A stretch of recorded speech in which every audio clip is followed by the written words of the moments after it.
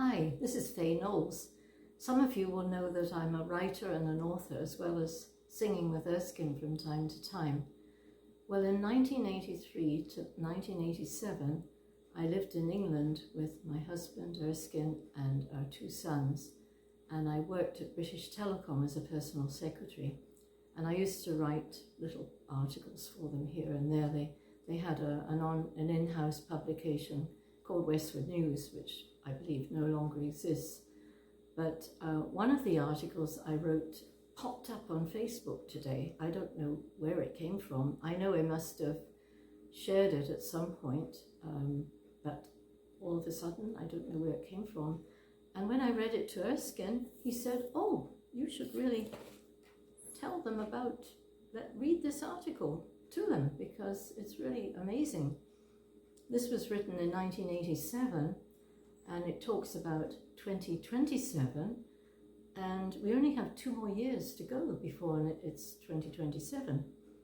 So this is the article, and it's headed "The Shape of Things to Come." And British Telecom say, with the new year here, many of us will be thinking of the future and what it may hold for us. In this article, Faye Knowles, a personal secretary who works at Exbridge House, Exeter, paints a picture of what life might be 40 years on. And it opens with meeting of a working party on December 19th, 2027 to discuss the recent breakdown in communications. Present, Chairman, representative from the Party Against Cruelty to Plants, PCP. Secretary, President of the Society for the Starving in the Channel Islands, SSC.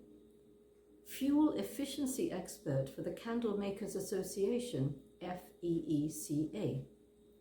Best Channel Link Runner, BCLR, and the inventor of modern grass and trees, IMGT. You will gather by now that this is a satirical and futuristic article and is completely from my imagination. I just whizzed it up one day. And this is how the article goes. The chairman opened the discussions. It was agreed that a similar situation existed throughout the world, probably because of the war. FEECA suggested, however, that efforts could still be made to rectify this. A heated argument arose over who was to blame, and the chairman called for order. BCLR suggested that perhaps schools could be brought back, and the chairman called for a vote.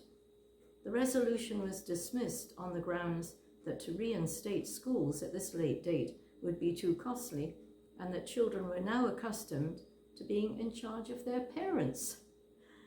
IMGT put forward a motion that music should be brought back.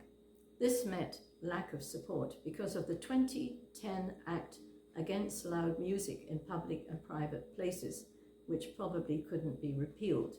Now remember, I wrote this in 1987. We weren't even into the 20s at that point.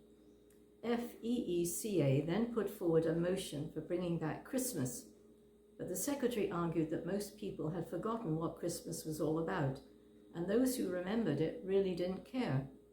However, the chairman called for a vote on this issue, suggesting that if the population were told the meaning of Christmas, it might be successful again. The secretary called for a further motion that the population must not be told that Christmas only begins on Christmas Eve and finishes after Christmas Day or Boxing Day or after Twelfth Night. This would be defeating the purpose of bringing Christmas back. BCLR, who was too young to remember Christmas, asked for this motion to be defined, and the chairman stated that Christmas had been a joyous occasion when the birth of Christ was celebrated and people were kind and generous to each other. FEECA said that this spirit, as it used to be known, unfortunately had not lasted throughout the years between Christmases, and he believes that this in fact had led to the breakdown in communications. It was agreed that the population must maintain the same spirit between Christmases.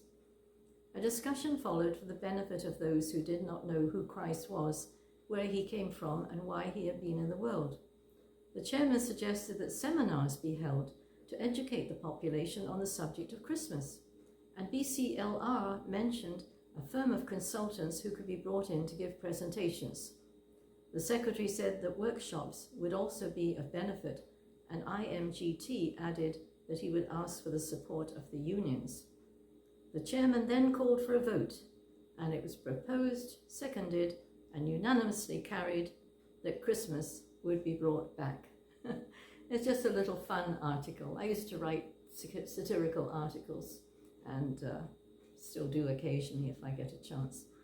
So I thought you might enjoy that, considering how the world is now and how it was in 1987, and the fact that I was kind of forecasting that things would be absolutely incredibly different as the years went on. And let's see what 2027 brings, which is only 2 years away. Anyway, just a fun little thing that I thought you might enjoy. Thank you for listening. Bye.